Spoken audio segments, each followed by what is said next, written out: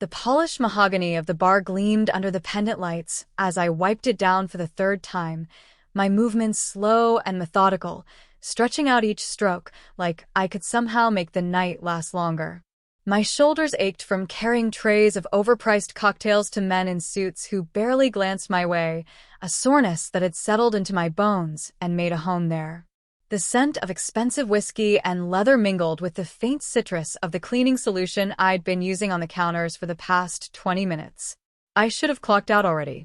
The vintage clock near the entrance read 12:23 a.m., and Jenna, my coworker, had left half an hour ago with a concerned look and a whispered, "You okay?" But I needed these extra minutes. Needed to arrange the cocktail napkins that were already stacked perfectly. Needed to check the liquor inventory that didn't need checking. Anything to delay returning to my shoebox apartment where sleep never came easy, and every shadow felt like a threat. The lounge, the Crimson Hall, occupied the ground floor of a restored warehouse in the Arts District. The kind of place that looked mysterious from the street, but breathed money once you crossed the threshold. Exposed brick walls, deep burgundy velvet booths, Edison bulbs casting amber light across faces that preferred not to be seen too clearly. I'd been working here for 7 months, ever since I'd run across state lines with a backpack full of essentials and terror coiled around my spine like barbed wire. My fingers traced the edge of a rock's glass, wiping away water spots that didn't exist. The quiet felt like a blanket, warm, protective mine. Then the front door opened. Every muscle in my body locked. We were closed. The hours were posted. The door should have been bolted. My breath caught in my throat as I slowly raised my eyes toward the entrance. And there he was. Tyler. The glass nearly shattered in my grip. 7 months. 7 months since I'd disappeared in the middle of the night, left my phone in a dumpster, erased every digital footprint I could find. 7 months since the last time he'd cornered me in our apartment, his hand around my wrist tight enough to leave bruises that spelled out his name. 7 months since I'd seen those eyes that could shift from tender to terrifying in the space of a breath. He looked almost the same. Dark hair grown out and unkempt, jaw tight with that familiar tension. That black jacket he wore to make himself feel powerful, but only made him look unstable. His gaze swept across the lounge, systematic, predatory, searching for me. Ice flooded my veins. Without conscious thought, I dropped behind the bar counter, my knees slamming against the rubber mat hard enough to make me bite back a gasp. The glass pressed against my sternum as I clutched it, holding my breath as if the sound of oxygen might give me away. The cool wood of the cabinet met my spine. I could hear his footsteps now, unhurried and purposeful. The measured click of his boots against the hardwood floor. "I know you're here, Maddie." His voice sliced through the silence, that toxic mixture of wounded and entitled that used to make me crumble. Used to make me believe I was the one who needed to apologize. Took me a while, but I'm good at finding things. We're not finished. I pressed my palm against my mouth, forcing myself to stay silent. The counter's edge dug into my shoulder. My heartbeat crashed in my skull so violently I was sure it would echo through the empty room. "Come on, babe. Stop playing games." "Closer now." He was moving between the tables, and I could map his path by sound alone, by the sick familiarity of his presence. Then I heard something else. A door opening upstairs. Footsteps descending the wrought iron staircase from the private second floor. Footsteps I'd heard before, but never this late. Heavy, confident, dangerous. And Tyler's voice changed. The predatory edge sharpened into something else. Uncertainty. "Sorry, man. I'm just looking for someone." The restaurant is closed." The new voice was low, controlled, edged with the kind of authority that didn't need volume. A voice that made the air itself feel heavier. "And you weren't invited." From my hiding place behind the counter, barely breathing, I recognized that voice. Carlos Martinez, the owner. The man I'd seen only in glimpses, a shadow in the upstairs window, a figure in the back office door, someone the staff spoke about in whispers and careful glances. The man nobody questioned. "I'm just here for my girlfriend," Tyler said, but the confidence was leaking out of his words. "She works here." "Maddie." Small, brown hair, probably hiding somewhere because she's dramatic like that. There's no one here but you and me. Carlos's footsteps moved closer, deliberate. And in about 10 seconds, there's only going to be me. Choose wisely. The silence that followed felt like the moment before lightning strikes. I could hear Tyler's breathing, faster now, panicked. Then his footsteps, retreating, stumbling, rushing toward the door. The chime rang out. The door slammed. Silence crashed back like a wave. I stayed frozen, my entire body shaking, unable to move, unable to process what had just happened. You can come out now. Carlos's voice, closer than I expected, right on the other side of the counter. He's gone. Slowly, hands trembling, I pulled myself up from the floor. And there he was, standing 3 feet away, studying me with eyes so dark they looked black in the low light. Carlos Martinez. Tailored charcoal suit, ink crawling up his neck from beneath his collar, a face carved from stone and shadow. Broad shoulders that seemed to fill the space, presence that made the entire lounge feel smaller. He didn't look surprised to find me there. He looked like he'd been expecting this. You're Maddie, he said. Not a question. I nodded, my voice trapped somewhere in my chest. His jaw tightened. Something shifted in his expression, something protective and possessive and utterly unreadable. How long has he been looking for you? 7 months, I whispered.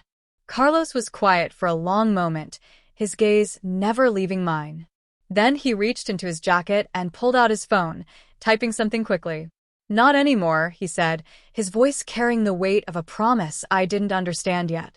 Vincent will make sure of that. I don't understand. You don't need to. He slipped the phone back into his pocket, then moved closer, and I realized for the first time how tall he was, how completely he seemed to command every inch of space around him. But you need to understand this. He won't touch you again. Not while you're under my roof. The words hung between us, heavy with implications I couldn't fully grasp. My pulse was still racing, but no longer from fear. From something else entirely. Something that terrified me almost as much. Why? I managed.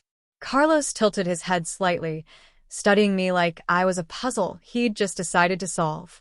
Because I don't like men who hunt women like prey, he said quietly. And because... He paused, something flickering behind those dark eyes. Because you're mine to protect now, whether you know it yet or not. Before I could respond, he turned and walked back toward the staircase, his footsteps echoing in the silence. At the base of the stairs, he stopped and glanced back. Go home, Maddie. Lock your door. Someone will be outside your building tonight. He started climbing. And tomorrow, we're going to have a conversation about where you're actually going to live. Then he was gone, disappeared into the shadows of the second floor, leaving me standing behind the bar with a racing heart and the unsettling realization that my life had just changed in ways I couldn't begin to understand. What I didn't know yet, what I couldn't possibly know, was that the man who'd just saved me wasn't just a restaurant owner with connections. Carlos Martinez was one of the most powerful men in the criminal underworld of the Southwest. A man whose word was law and whose protection was absolute. And for reasons I wouldn't discover until much later, he'd been watching me long before Tyler ever walked through that door. I was about to learn that sometimes the most dangerous cage is the one that feels like safety. And sometimes the monster who saves you is the one you choose to keep. I showed up for my shift the next evening with foundation caked over the dark circles under my eyes and a smile I'd practiced in the bathroom mirror 3 times. Normal. I needed to be normal. Jenna noticed immediately anyway, her sharp eyes tracking me as I tied my apron behind the bar. You look like you saw a ghost, she said, leaning against the counter, while I checked the liquor stock with hands that wouldn't quite stop trembling. Long night, I muttered, focusing too intently on counting the bottles of Hendrick's gin. Couldn't sleep. She hummed, unconvinced, but mercifully let it drop. The evening crowd filtered in. The usual Tuesday regulars, a few couples on dates, businessmen loosening ties after long days.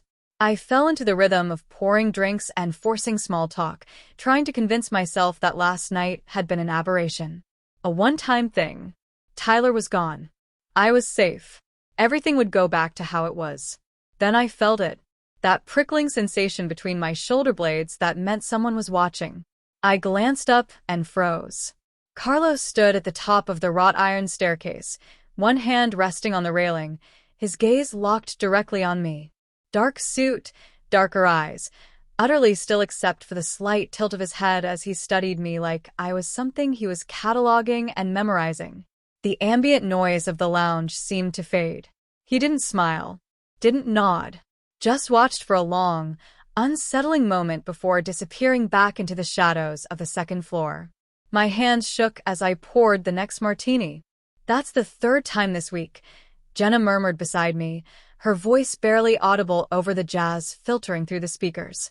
What is? Carlos. Coming down. Watching. She wiped down a glass with more force than necessary, not meeting my eyes. He never used to do that. Who is he exactly?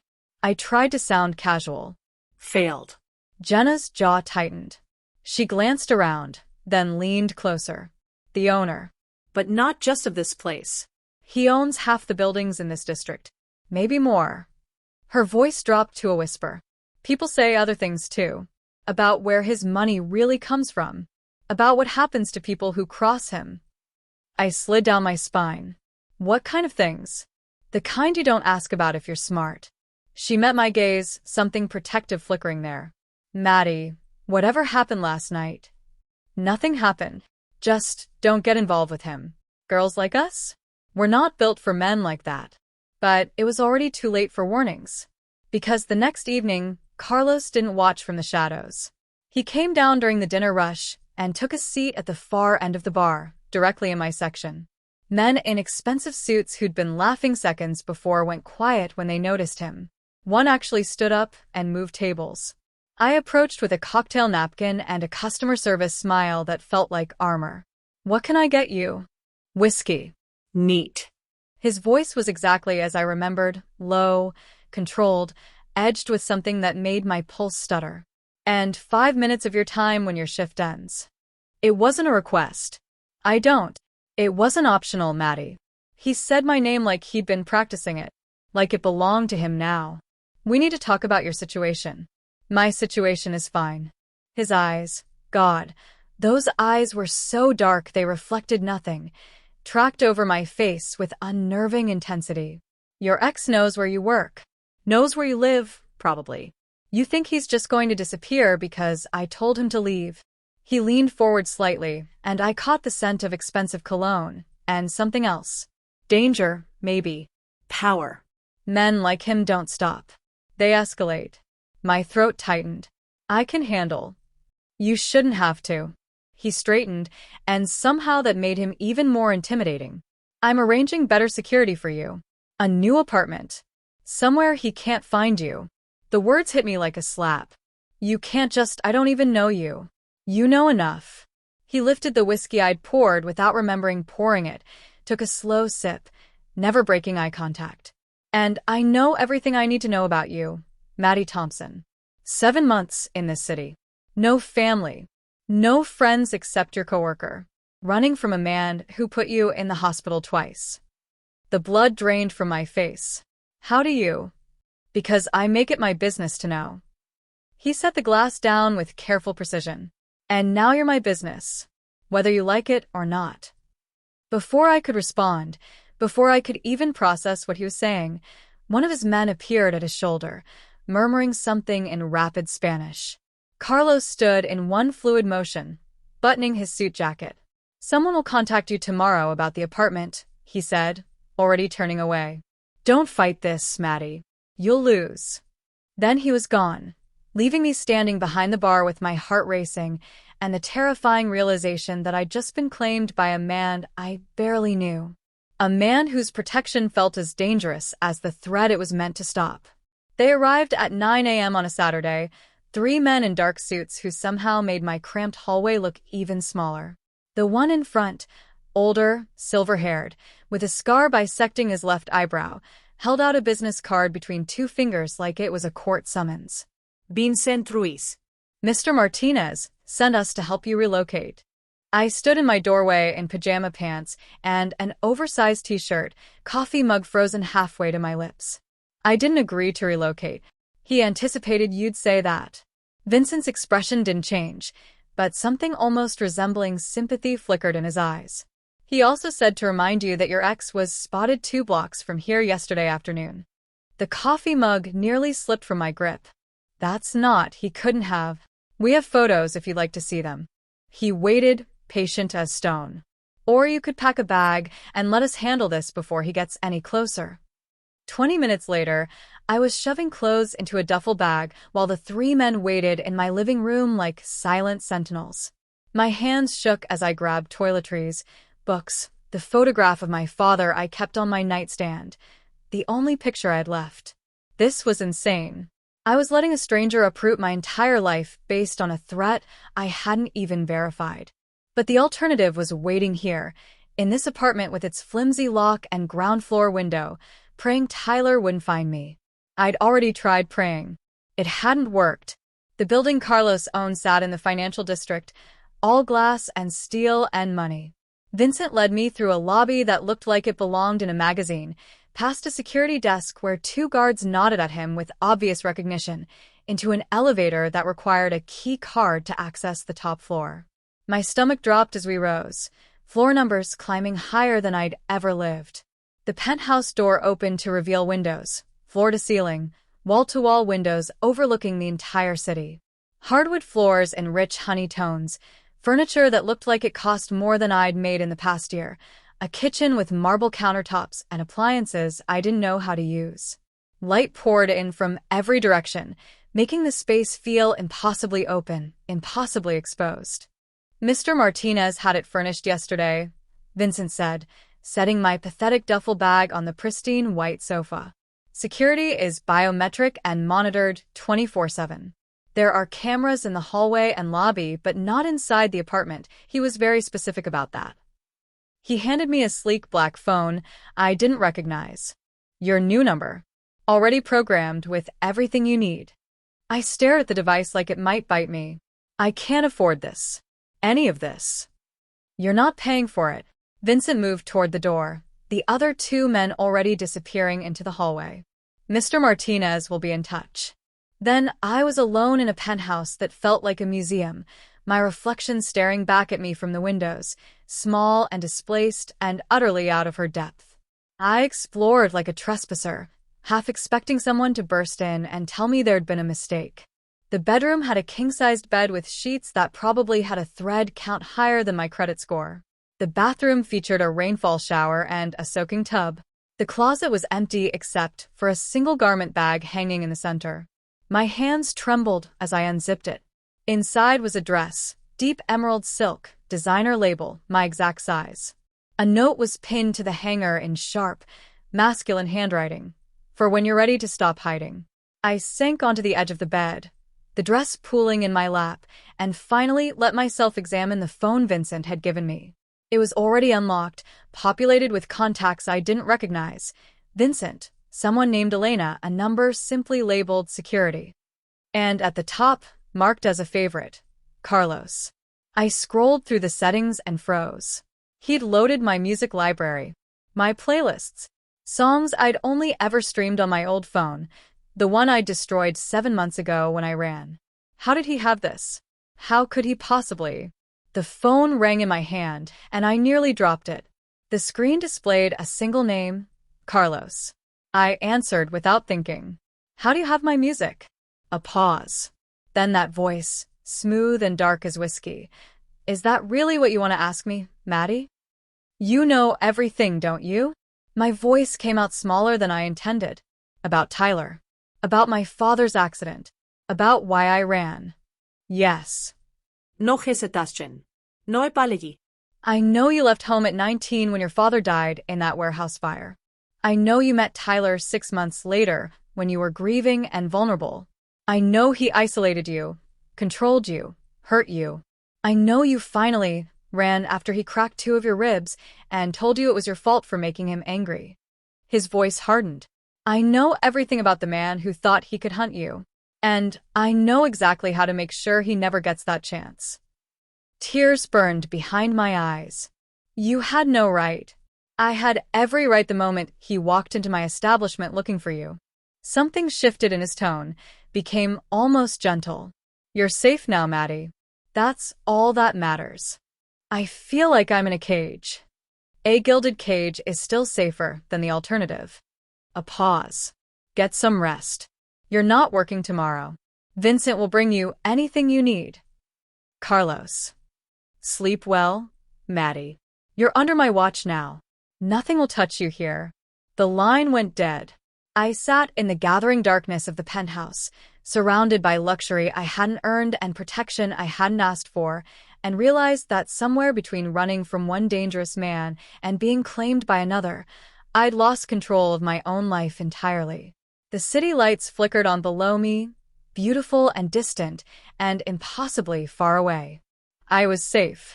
I was trapped. And I didn't know which terrified me more. I went back to work 3 days later despite Vincent's protest and Carlos's pointed silence on the matter. The penthouse was suffocating in its perfection, and I needed something that felt like mine, even if it was just pouring overpriced cocktails for people who barely noticed me. Jenna's eyes widened when I walked in for the evening shift. I thought you quit, Carlos said. I don't work for Carlos, I said, tying my apron with more force than necessary. I work for the Crimson Hall. She opened her mouth, closed it, then just shook her head like I'd signed my own death warrant. But Carlos didn't fire me, didn't even acknowledge my defiance. He simply changed, started appearing more often, materializing from the upstairs office like a shadow given form, always when I least expected it. And with him came others. Men in tailored suits who spoke in rapid Spanish, their voices low and urgent. They'd arrive after 11, when the dinner crowd had thinned, and disappear into the private room beyond the bar. The first time I heard them, I was restocking wine bottles in the back corridor. Voices filtered through the partially open door. Carlos is steady and controlled, another man's rising with agitation. I caught fragments. Territory, distribution, the Vega family won't back down. Then something that sounded like a threat, followed by Carlos's response, so quiet and cold it made the hair on my neck stand up. I backed away slowly, but the floorboard creaked. The voices stopped. Footsteps approached. I barely had time to retreat to the bar before the door opened fully and 3 men emerged, their expressions hard and assessing as they passed. Carlos appeared last, his dark eyes finding me instantly across the room. He didn't look angry. He looked curious. After that, he started coming down during my shifts, not to the private room, but to the bar itself. He'd take the corner seat, order whiskey he barely touched, and watch me work with an intensity that should have made me nervous, but instead made me hyper-aware of every movement I made. The way I poured drinks. How I smiled at customers. The moment I tuck a strand of hair behind my ear. You came back, he said one night, his voice low enough that only I could hear it over the music. I wiped down the counter between us, a barrier that felt increasingly meaningless. I told you I wasn't going to quit. Most people do what I tell them to.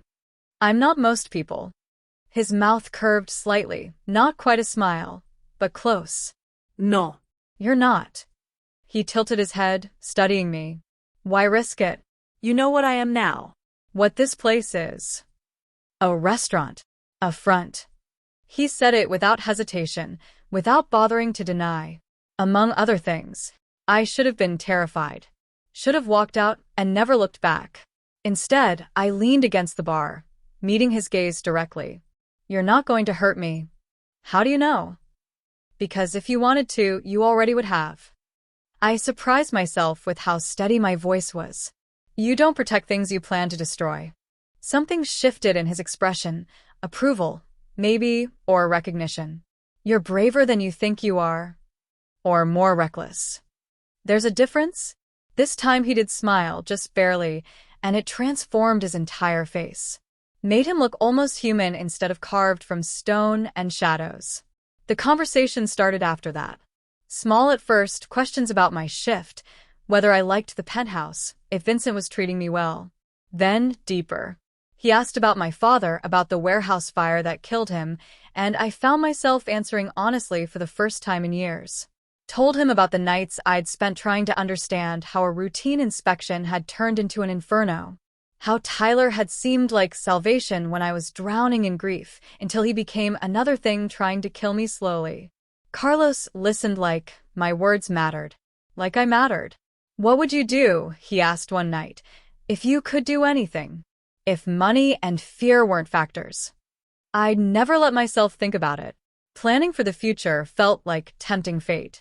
But something about the way he watched me, patient and genuinely interested, made me answer. I'd open a bookstore. Small, cozy. The kind where people can sit and read for hours without anyone bothering them. I laughed, embarrassed. Stupid, right? Everyone buys books online now. It's not stupid. His voice was quiet, certain. It's the first real thing you've told me you want. Our eyes held across the bar, and I realized with startling clarity that I was no longer afraid of Carlos Martinez.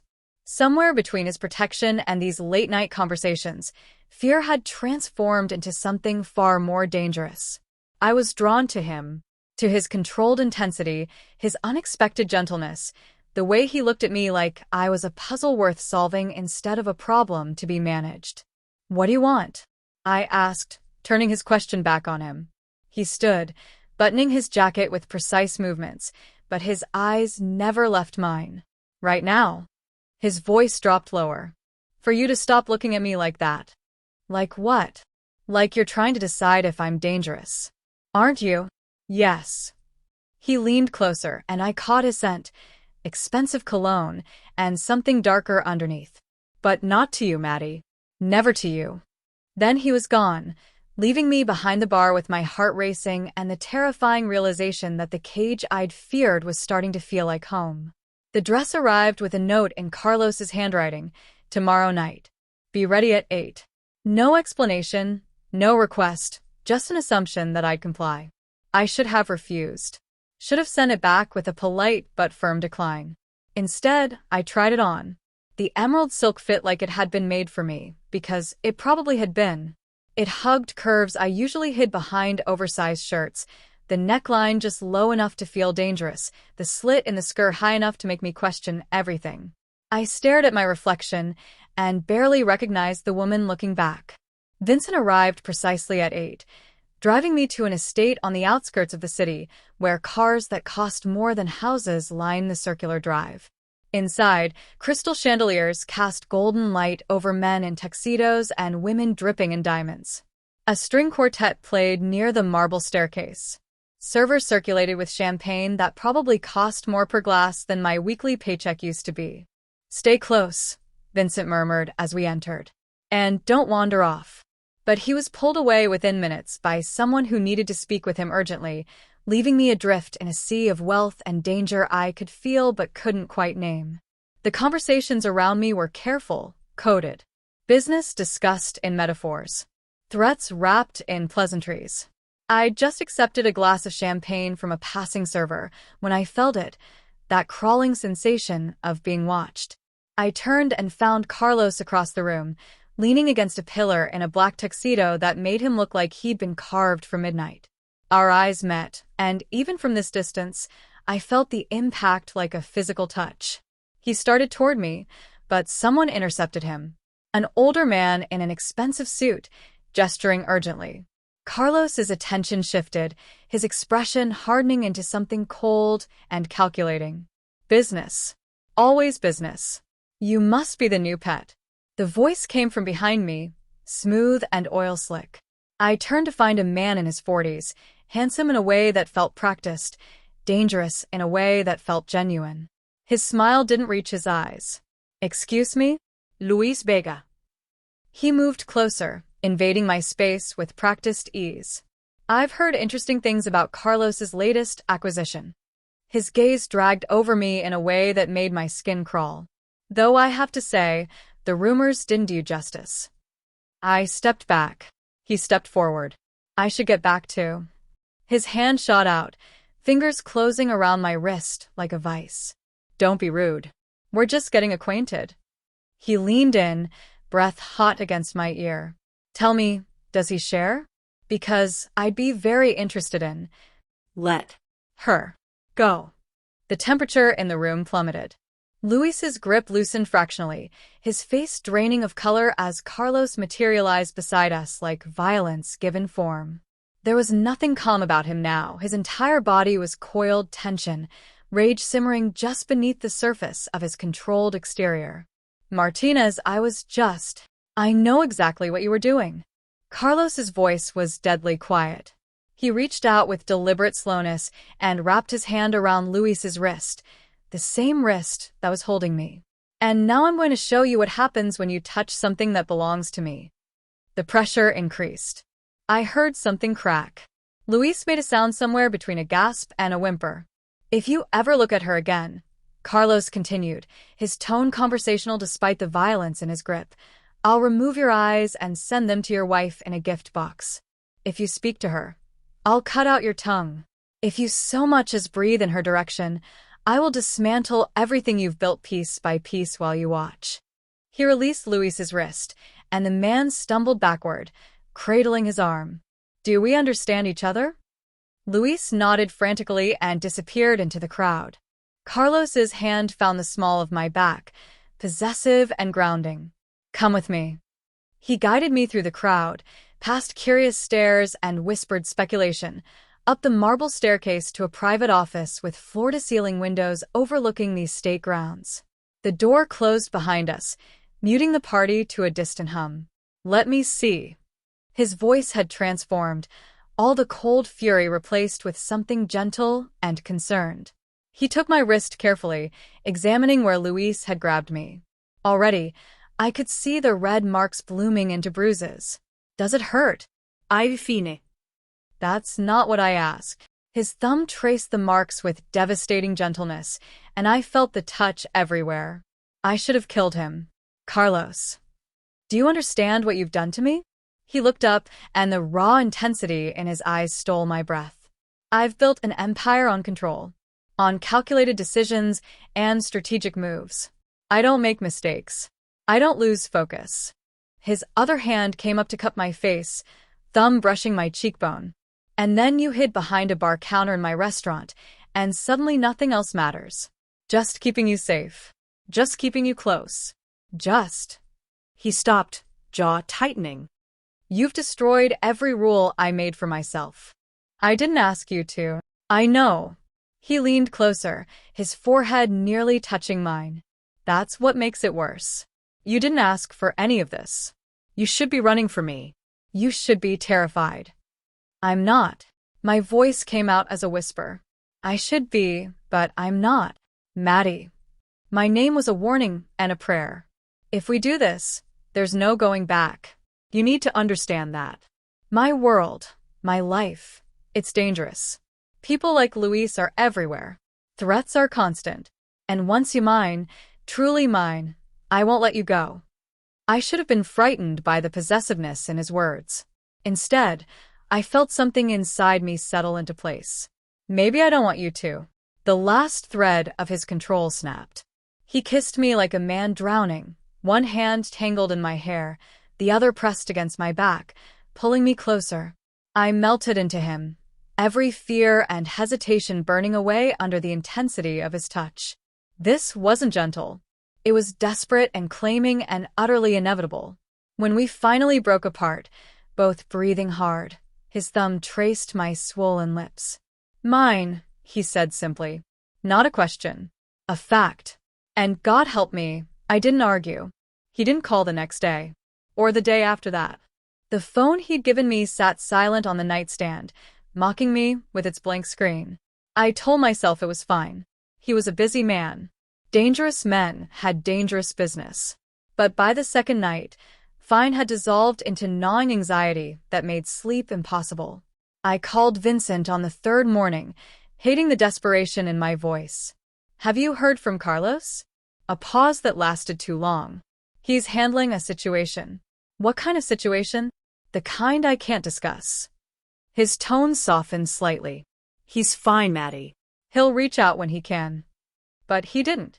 The third day stretched into evening, and I found myself pacing the penthouse like a caged animal, my mind conjuring increasingly horrific scenarios.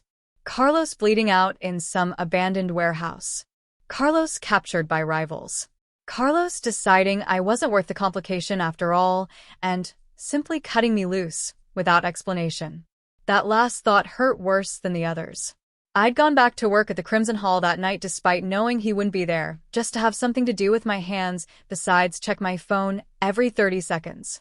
Jenna noticed immediately, her concerned glances following me as I mechanically poured drinks and forced smiles at customers who barely registered. "Still haven't heard from him?" she asked during a lull, not needing to specify who. I shook my head, not trusting my voice. "Men like that," she started, then stopped, seeing my expression. "He'll turn up. He always does." But what if he didn't? What if Tyler had found him somehow? Or Luis Vega had decided retaliation was worth the risk? Or any of the 100 dangers that came with Carlos's world had finally caught up to him? The thought of him hurt, alone, maybe dying while I served cocktails to oblivious strangers made my chest physically ache. When had this happened? When had Carlos Martinez gone from a dangerous stranger to someone whose absence left me hollowed out and terrified? I returned to the penthouse just after midnight, exhausted but too wired to sleep. I was halfway through pouring a glass of wine I wouldn't drink when someone knocked on the door. My heart leaped into my throat. The security system showed Vincent in the hallway, his expression unreadable. I yanked the door open. "Is he?" "He's alive." Vincent's eyes were tired, lined with strain I hadn't seen before. "But he needs you." The wine glass slipped from my fingers, shattering on the hardwood. "What happened? Where is he?"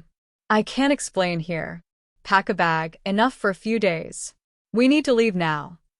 "Vincent, tell me." "Maddie." He met my gaze, and I saw something there that made my blood run cold. Urgency. Maybe even fear. "He asked for you specifically.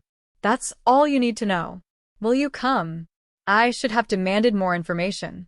Should have insisted on details, on proof he was actually okay. Instead, I grabbed the duffel bag I'd never fully unpacked and started throwing clothes into it with shaking hands. 2 minutes, I said. I made it in 90 seconds. Vincent led me to a black SUV idling at the curb, its windows tinted dark enough to hide whatever secrets waited inside. I climbed into the back seat without hesitation, my bag clutched against my chest like armor. "How bad is it?" I asked as he pulled into traffic, heading toward the highway that led out of the city. "Bad enough that he broke protocol to ask for you." Vincent's hands tightened on the steering wheel. "Carlos doesn't break protocol. Ever." The city lights blurred past the window as we drove, buildings giving way to industrial zones, then empty stretches of desert highway. I watched the darkness swallow everything familiar and realized with startling clarity that I'd follow Carlos anywhere. Into danger. Into his world. Into whatever darkness waited at the end of this road. Because somewhere in the past few weeks, he'd stopped being my protector and become something far more dangerous. He'd become mine. The estate materialized from the darkness like something out of a dream, low-slung adobe and glass, surrounded by desert that stretched endlessly in every direction. Security lights illuminated a perimeter fence, guards nodding at Vincent as we passed through gates that looked designed to withstand a siege. Carlos stood on the terrace, silhouetted against the warm glow spilling from inside. Even from a distance, I could see the exhaustion in the set of his shoulders, the way he leaned slightly against the railing like it was the only thing holding him upright. But he was alive. Whole. Standing. I was out of the SUV before it fully stopped, my feet hitting gravel, then tile, then I was in front of him, and his arms were around me, and nothing else mattered. "You're okay?" I whispered against his chest, feeling his heartbeat strong and steady beneath my palms. "I'm okay." His voice was rough, raw. He pulled back just enough to look at me, one hand cupping my face. "I'm sorry." I couldn't risk contact until we secured the situation. What situation? Territory dispute with a trafficking ring operating near the border. He said it matter-of-factly, like discussing quarterly earnings. It got complicated. Took 3 days to resolve without starting a war. I should have been horrified. Should have recoiled from the casual way he discussed violence and criminal enterprise. Instead, I just held him tighter. Don't do that again. Don't disappear without telling me. Something flickered in his eyes. Surprise, maybe, or something deeper. You were worried. Of course I was worried, you idiot. He kissed me then, slow and thorough, tasting like exhaustion and relief, and something that felt dangerously close to need. The next 2 days existed outside of time. No work, no threats, no world beyond the estate's walls. Carlos slept for 14 hours straight while I sat in a chair beside the bed, unable to leave, afraid he might vanish again if I looked away. When he woke, he found me there and pulled me down beside him without a word. We talked. Really talked. He told me about building his empire from nothing, about the violence and strategy required to survive in his world. About his sister, Elena, who managed his legitimate businesses and was the only family he had left. She's the reason I do this, he said, staring at the ceiling while I traced patterns on his chest.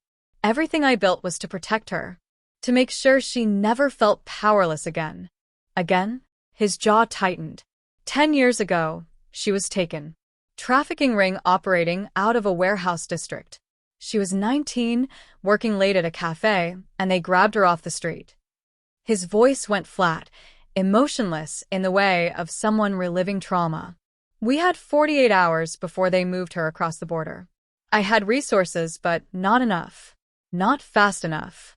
I waited, sensing there was more. A fire inspector found her. Vincent Thompson. He was doing a routine check on a warehouse and heard something, followed the sound and found Elena locked in a storage room with 6 other girls. Carlos's hand found mine, gripping tight. He got them out. Called it in. Stayed with them until police arrived. He saved her life. My breath caught. My father. Yes. He turned to face me finally, his eyes dark and intense. 3 weeks later, he died in another warehouse fire. Official report said faulty wiring, but I had it investigated. Someone had been paid to look the other way during inspections. The fire was set to cover evidence of trafficking operations. Tears burned hot down my cheeks. He died because he saved her. He died because he was a good man in a world that punishes goodness. Carlos wiped my tears with his thumb. I tried to find his family to repay the debt. Found out he had a daughter. You. But you disappeared, moved cities, changed jobs. By the time I tracked you down, you were with Tyler. His voice hardened. I watched from a distance. Made sure you had opportunities, jobs when you needed them. But I couldn't interfere. Not until I showed up at your restaurant. Until you ran into my life being hunted by a monster, and I finally had an excuse to do what I should have done years ago. He pulled me closer. It started as honor. A debt to the man who saved my sister. But Maddie, the moment I saw you behind that counter, terrified and brave and so damn beautiful it hurt to look at you, it stopped being about your father. It became about you. I kissed him, tasting salt and truth and the weight of everything we'd both been carrying. I'm not running anymore, I whispered against his lips. Not from you. Not from this. Even knowing what I am, what I do. Especially knowing. I met his gaze steadily. You're the first person who's ever made me feel safe enough to stop running. He made love to me slowly, reverently, like I was something precious he was afraid of breaking. And afterward, wrapped in his arms while the desert dawn painted the sky in shades of rose and gold, I finally understood what home felt like. It wasn't a place. It was him. We returned to the city on a Tuesday morning, the desert estate fading in the rearview mirror like a dream I wasn't ready to wake from. Carlos's hand stayed locked with mine the entire drive, his thumb tracing absent patterns on my skin. Vincent drove in focused silence, occasionally glancing at us in the mirror with something that might have been approval. My phone buzzed as we hit city limits. A text from Jenna. Asterisk, where are you?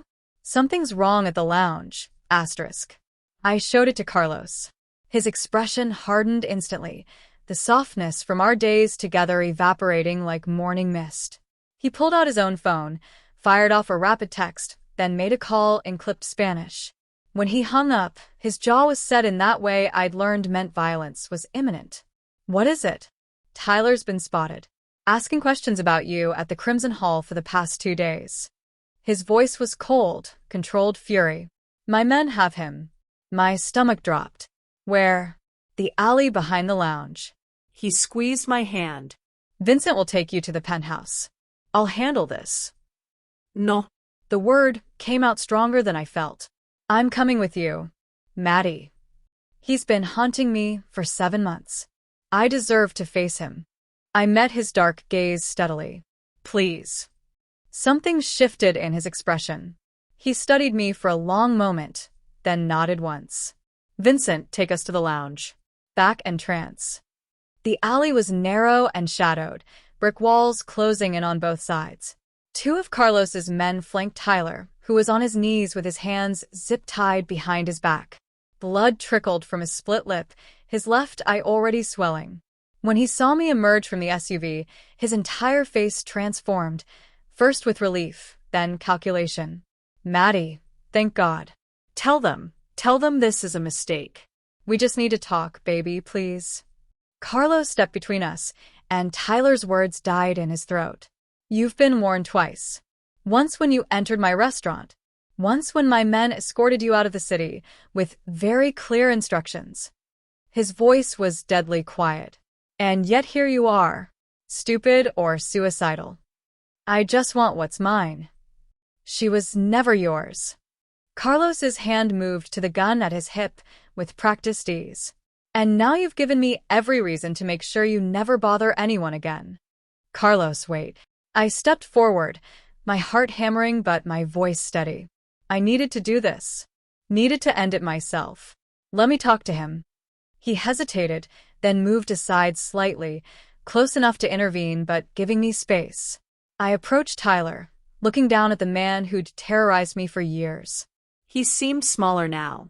Pathetic. Maddie, please. His voice cracked, that familiar pleading tone he'd used 1,000 times before. I love you.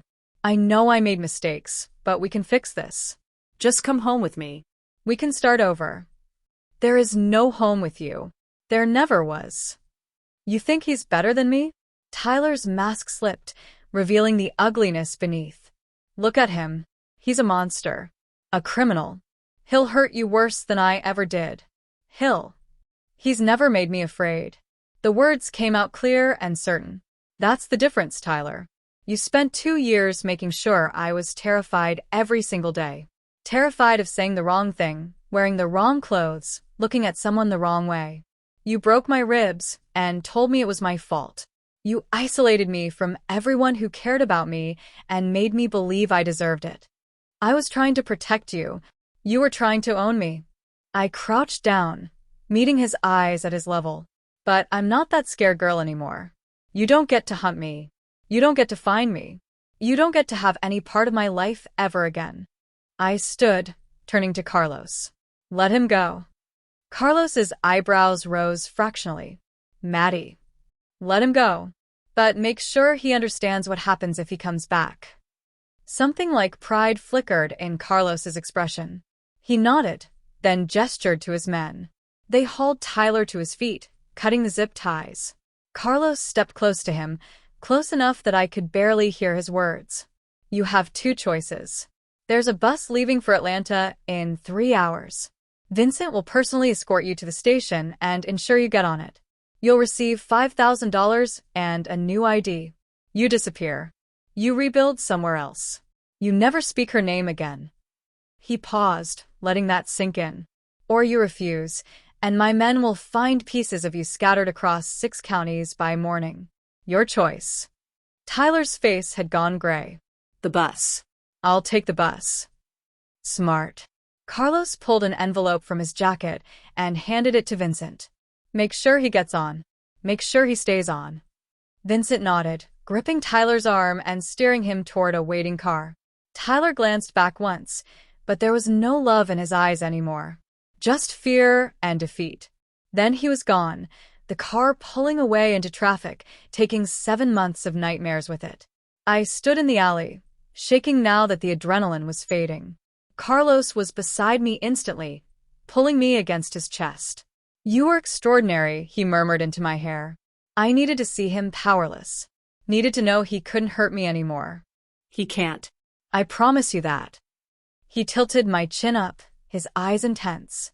"But are you sure about letting him live? He doesn't deserve your mercy." It wasn't mercy. It was closure. I wrapped my arms around his neck. "And I didn't want you to kill for me. I wanted to choose my own ending." His smile was slow and devastating. Like I said. Extraordinary. He kissed me there in the alley where my nightmare had finally ended, and I kissed him back with everything I had. The monster who'd saved me. The dangerous man I'd chosen to love. And for the first time in 7 months, I felt completely, utterly free. Vincent's confirmation came 3 days later over coffee in Carlos's penthouse. My penthouse now, though I still sometimes caught myself thinking of it as borrowed space. Tyler Grant boarded a bus to Atlanta. Switched to a Greyhound heading to Nashville 2 days later. We have eyes on him. He's staying put, working at an auto shop under his new name. I set down my mug, feeling something tight in my chest finally loosen. "He's really gone." "He's really gone," Vincent confirmed. Then, with the ghost of a smile, "And if he's stupid enough to come back, we'll know before he crosses state lines." Carlos's arm tightened around my waist from where he sat beside me at the kitchen island. He'd been closer than my shadow since we returned from the desert, as if afraid I might disappear if he looked away.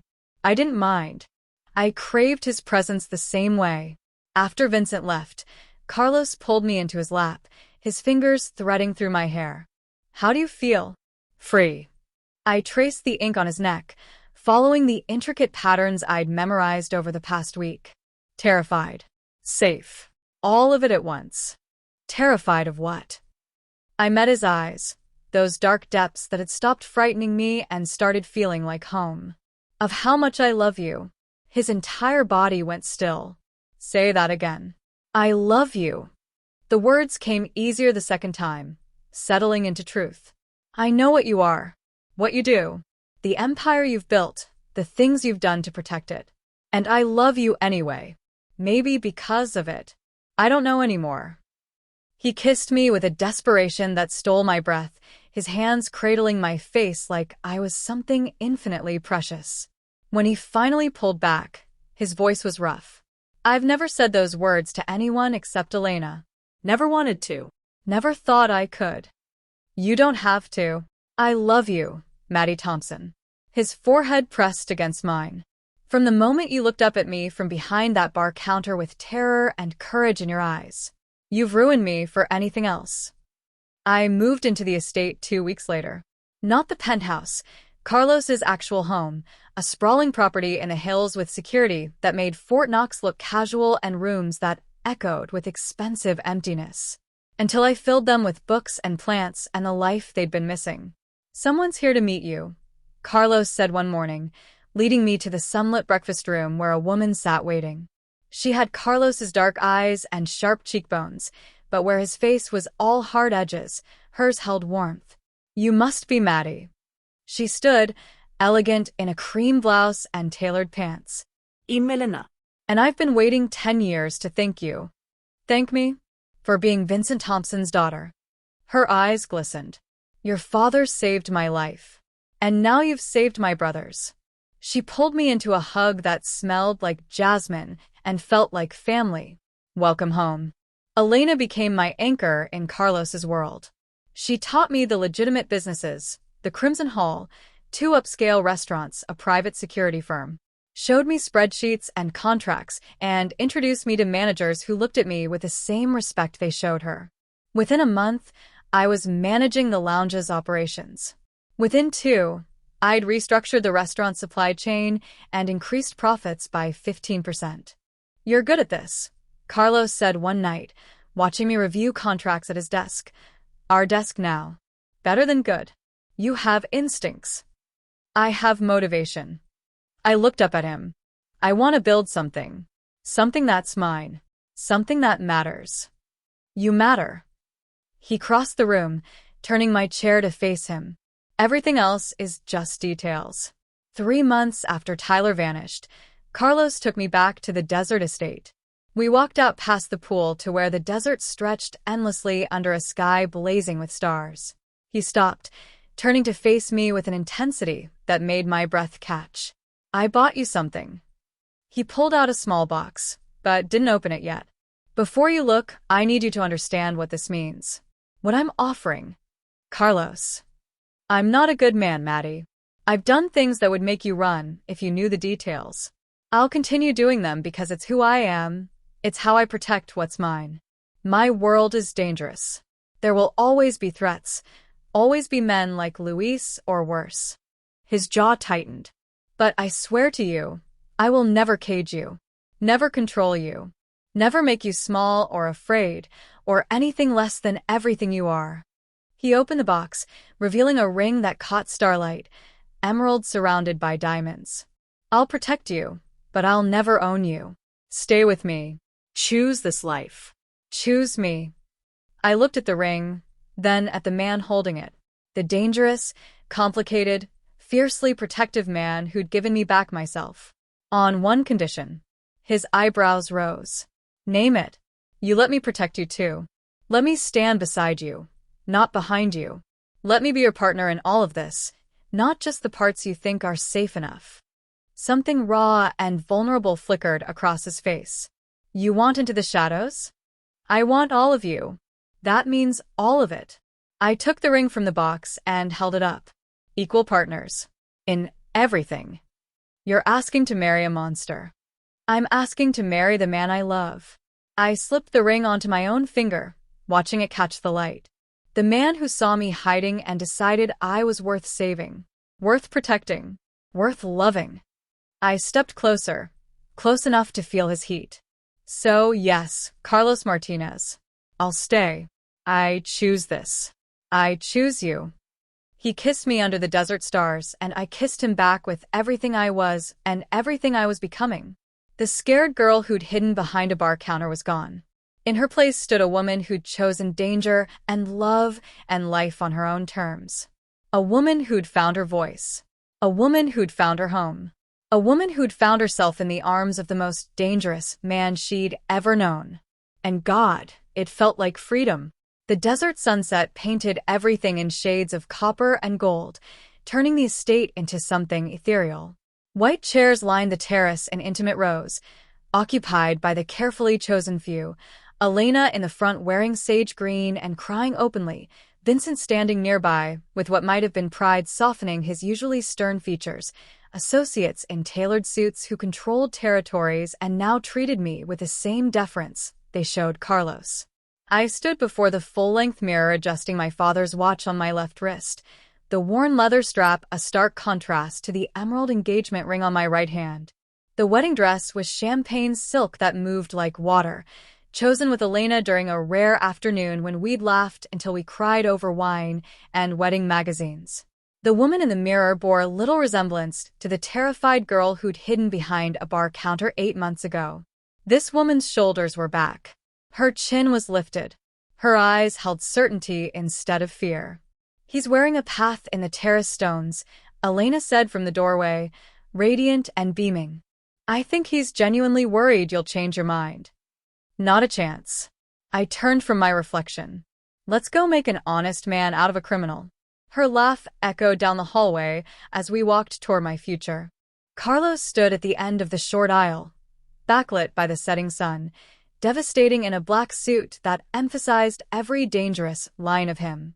His eyes found me the moment I appeared, and something raw and vulnerable crossed his face before the careful controls slammed back into place. But I'd seen it. The fear that this wasn't real, that I might disappear like smoke. I walked to him without hesitation, and when I took his hand, his grip was almost desperate. "I'm here," I whispered. "I'm not going anywhere." The officiant spoke words about love and commitment and partnership, but I was lost in Carlos's eyes, in the way his thumb traced circles on my palm, in the slight tremor in his voice when he said, "I do," like a vow and a prayer combined. When I slipped the platinum band onto his finger, I watched this powerful, dangerous man's jaw tighten with emotion he'd probably never let anyone else see. I now pronounce you husband and wife. He kissed me like he was claiming and cherishing me all at once, and I kissed him back while our small gathering applauded. When we broke apart, I was Maddie Martinez, His wife. his partner, his equal, in everything that mattered. The reception was laughter and champagne and dancing under strings of lights as stars emerged overhead. I watched Carlos move through conversations with lethal grace, always tracking my location, always returning to me like gravity. As midnight approached and the last guests departed, we stood on the master balcony overlooking the illuminated property. Carlos's arms encircled me from behind, his chin finding the curve of my shoulder. The desert stretched before us, vast and dark and ours. Any regrets? His voice was quiet against my ear. I turned in his embrace to face him, this man who'd saved me and claimed me and somehow set me free all at once. My husband. My home. Only that I didn't slip behind that counter sooner. His smile was slow and genuine, reserved only for these private moments. You're sure? About all of this? There's still. I kissed him quiet. I run a legitimate empire. You handle the shadows. We balance each other perfectly. My fingers traced the tattoos at his collar. I chose this, Carlos. I chose you. I'd choose you 1,000 times over. My queen, he murmured. Your partner. I corrected, then smiled. Your wife. All of the above. He lifted me effortlessly, carrying me toward the bedroom. Welcome home, Mrs. Martinez. Home. The word settled into my chest like it belonged there. Home wasn't the estate or the city or any physical place. Home was this man, this life we'd built from protection and danger and unexpected love. Home was having a voice and using it. Home was standing in both light and shadow without fear. I wasn't hiding anymore. Wasn't running. Wasn't that broken girl who'd thought safety meant invisibility. I was Maddie Martinez, wife of a king, a queen of an empire. Woman who'd faced her demons and chosen her monster and discovered they led to the same destination. I was home. And damn, it was everything.